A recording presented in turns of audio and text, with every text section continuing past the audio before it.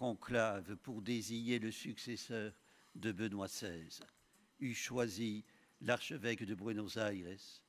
Celui-ci répondit par ces mots « Je suis pécheur », mais par la miséricorde et l'infinie patience de notre Seigneur Jésus-Christ, je suis confiant et j'accepte un esprit de pénitence.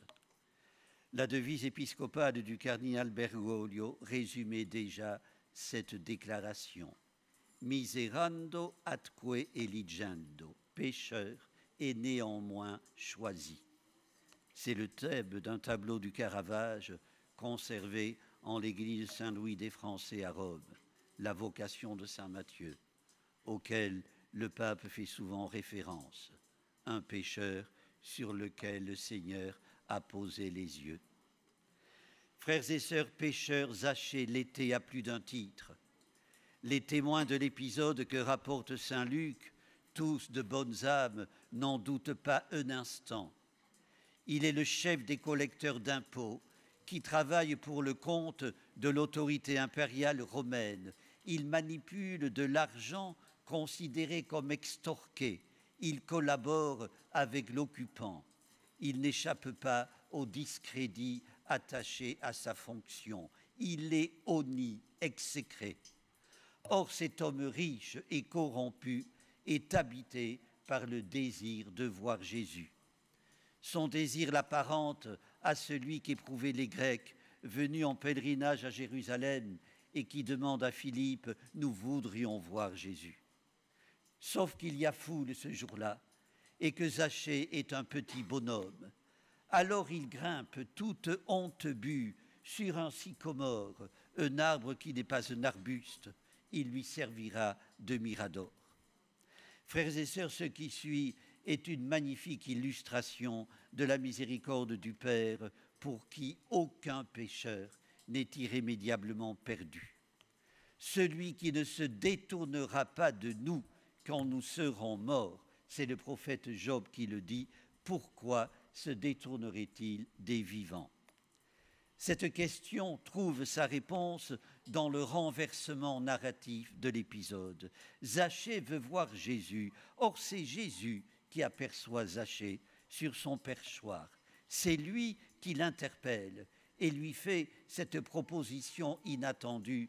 Zachée, descends vite, il faut que j'aille demeurer dans ta maison. Il faut. L'interpellation vaut obligation.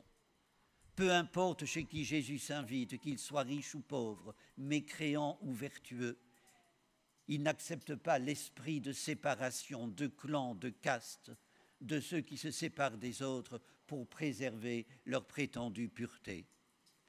Frères et sœurs, la miséricorde de Dieu n'enlève rien à la gravité du péché. Elle vise à sauver le pécheur, à lui offrir la possibilité de se convertir, de rendre possible ce qui paraissait impossible.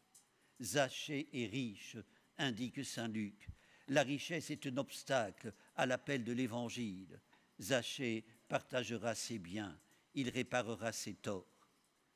Zachée a donné sa richesse, commente saint Jérôme, et désormais il vivra de la richesse du royaume des cieux. Jésus est allé loger chez un pécheur. Voyant cela, écrit saint Luc, tous récriminaient. Frères et sœurs, une récrimination qui pourrait être nôtre et dans laquelle nous pourrions nous reconnaître. Il est si difficile de pardonner. Il y a quelques jours, une dame s'est présentée au confessionnal, non pour se confesser, mais pour m'expliquer pourquoi elle se sentait incapable de se confesser. Elle venait de découvrir, 4 mois après le décès de son mari, que celui-ci versait régulièrement de l'argent à sa maîtresse. Meurtrie d'avoir été trompée, elle ne se sentait pas encore en état de pardonner et donc de demander pardon à Dieu pour ses propres péchés. Cet aveu m'a profondément ému à double titre. Grande est la douleur de qui a été trahi. Grande est la tristesse dans laquelle il s'enferme au point de ne pouvoir pardonner. Frères et sœurs, c'est une lourde épreuve, difficilement surmontable par nos propres forces. Un père dominicain, le père Bernard Brault, qui fut prédicateur du Carême à Notre-Dame de Paris, avouait « Quand j'apprends telle épreuve qui met tel de mes frères ou moi-même en péril, j'ai besoin de penser que le Christ est là.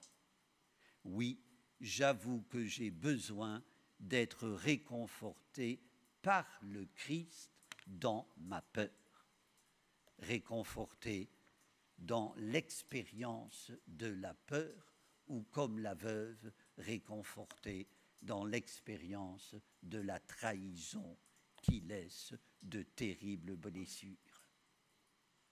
Le Seigneur redresse tous les accablés, rappelle le psalmiste. Frères et sœurs, au temps de l'épreuve, et elle peut durer, laissons-nous gagner par la patience de l'amour miséricordieux de Jésus. Il a choisi de demeurer dans la maison de Zachée. Il est à nos côtés. Amen.